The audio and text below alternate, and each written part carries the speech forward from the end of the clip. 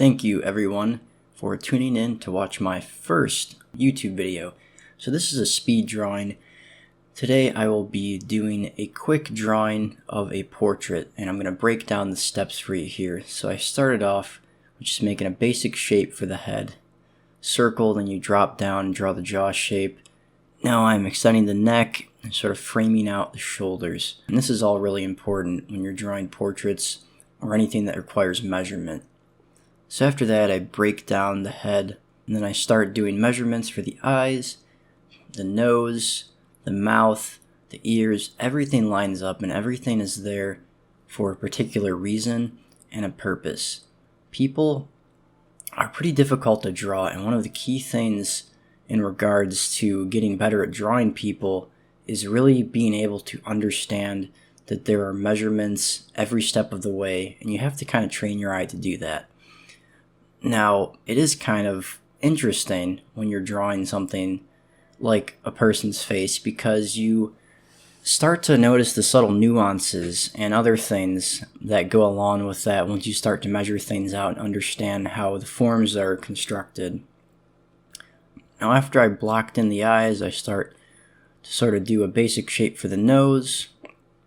You want to make sure that you're not defining your lines until you're completely done with the drawing. I define some lines right now because I definitely know that's where I want them to be, but it's really important to draw lightly in these early stages of the portrait.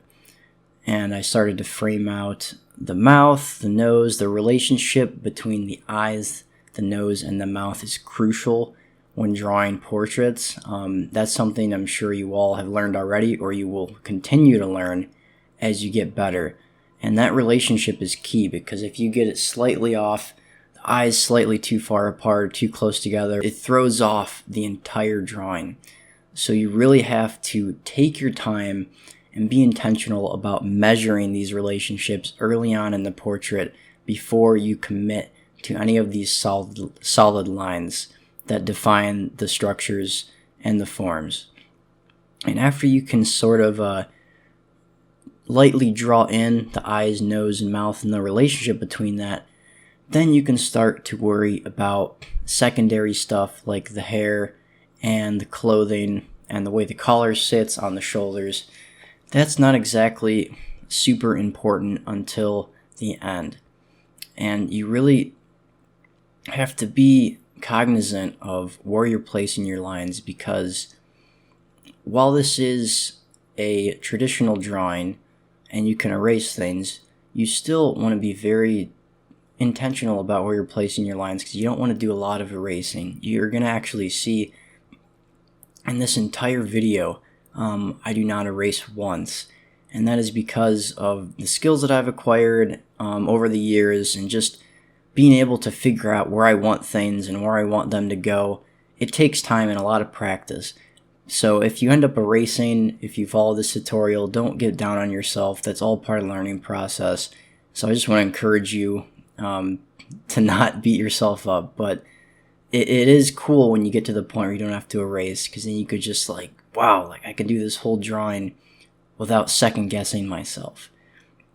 Now I'm starting to define the eyebrows, the eye sockets. I'm going to draw in the iris and sort of shade that in. Another important thing when you're drawing portraits, I don't go into a lot of shading on this one, but the orbits are sunken into the skull. Remember that. So when you are defining that shape, there is shadow around that, and they do recede into the back of the skull when you're drawing. So a lot of mistakes I see beginner artists make is that, especially when they're drawing portraits or you drawing them from a reference, they make the eyes super white and super glaringly opaque and white, and they're just staring at you like some cartoon character. When you're trying to follow the model of realism, you want to make sure that there is a form defined and that those are definitely receding in shadow, because that's how it is in real life. So you can see how there's kind of a darkness more towards the bridge of the nose, and it kind of lightly fades out towards the end. And really getting that relationship down will really help your portraits be more believable. And not only that, they're going to be more not only believable, but they'll pass as more realistic to people that are viewing. So now I'm sort of defining the jawline. I'm drawing up. I noticed that I needed to make the skull a little taller with the relationship of the hair. I'm doing in some variations of the way his hair sits on his head, slightly and lightly shading in the hair on the skull. Just give us a general idea of what his hairstyle is so we can understand that relationship.